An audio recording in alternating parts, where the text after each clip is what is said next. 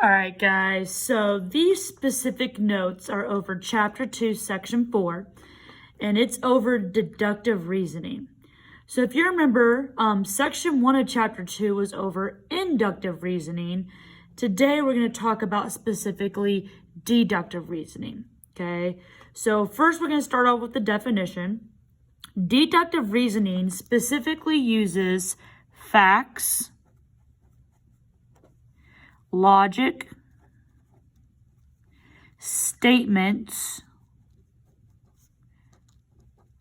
or premises to reach logical conclusions. It is the process of basically reasoning logically from given statements or facts to a conclusion. So just to kind of get a little bit of compare and contrast of the two different reasonings, we want to remember inductive reasoning is going to use examples to form educated guesses, or what we call conjectures. So just kind of an example of an inductive argument is you might have something like 1, 3, 9, 27, and so forth. So this problem right here, you can specifically make the conjecture that you're multiplying each term by 3. So you're multiplying by 3 each time. So the next term would be 27 times 3, which is 81. So that's inductive reasoning. Deductive reasoning would be something like this. If you were given the two statements, all men are mortal, and then Bob is a man. Well, based on those two statements, so based on the fact that you know all men are mortal and that Bob is a man, your conjecture would be Bob is mortal. That's deductive reasoning. So you would say Bob is mortal. Okay, so inductive is more looking at patterns and figuring out the next term and coming up with an educated guess based on your different kind of patterns, whereas deductive arguments are given a couple of statements or facts, and then you're forming a conclusion based off of those facts. So with deductive reasoning, we have two main types. The first type is something called law of detachment. Okay, so law of detachment is a form of deductive reasoning that is used to draw conclusions from true conditional statements. So basically, if the hypothesis, so that's what we usually would call P, of a true conditional is true, then the conclusion is true. So if P implies Q is true and P is true, then Q is also going to be true. Basically, what needs to happen, because that can be kind of weird and wordy, your hypothesis has to show up in both statements. All right, so let me show you kind of an example. When given the following statement, we're going to determine the conclusion. So we're given that geometry is a subject of math. And then it says Abby is taking geometry. So if you notice, our hypothesis here, our P, is geometry. And we're saying that's a subject of math, which is true. And then in your second statement where it says Abby is taking geometry, that hypothesis shows up again.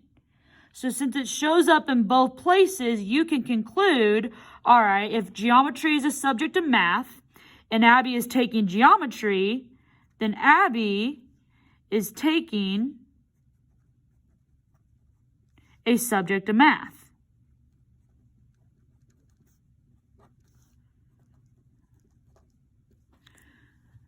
So again, our hypothesis showed up in both places, so we can make this conclusion.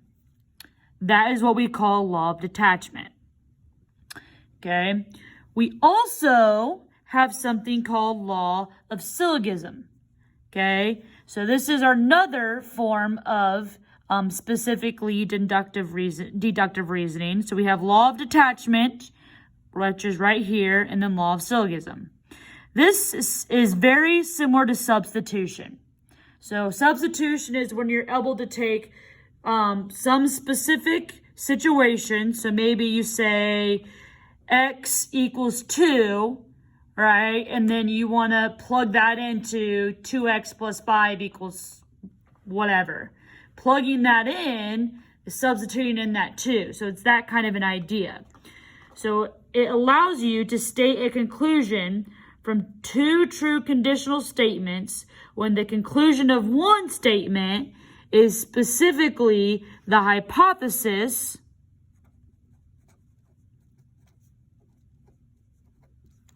of the other statement. So basically, if P implies Q and Q implies R, so again, Q shows up as the conclusion here and the hypothesis here, and they're both true, then you can get rid of the middle part, you can get rid of Q and say P then has to imply R. So let me show you kind of what I mean, because it makes more sense to see an example than just symbols. For this next example, we're going to use law of syllogism to make a conclusion given these two conditionals. So the first one you're given is, if you can legally drive a car alone, then you have your driver's license. If you have your driver's license, then you are at least 16. So, all right, sorry for this weird break. My mom literally just called me in the middle of making the video, so I'm going to finish the rest of these notes up for 2-4. So if there's a weird break in between the video, that's why. I apologize. Okay, so we were doing an example of law of syllogism.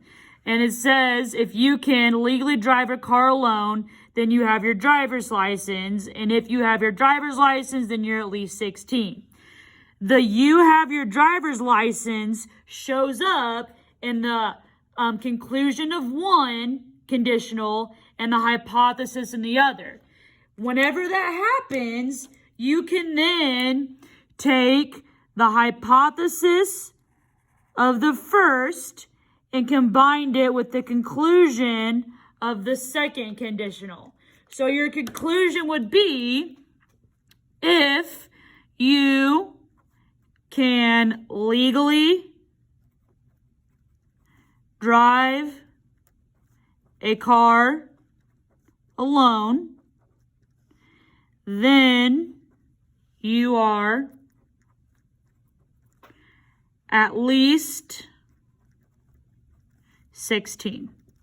So you basically cut out that middle part. The part that repeats, you get rid of, and you keep the conclusion of the first and the hypothesis of the first and the conclusion of the second.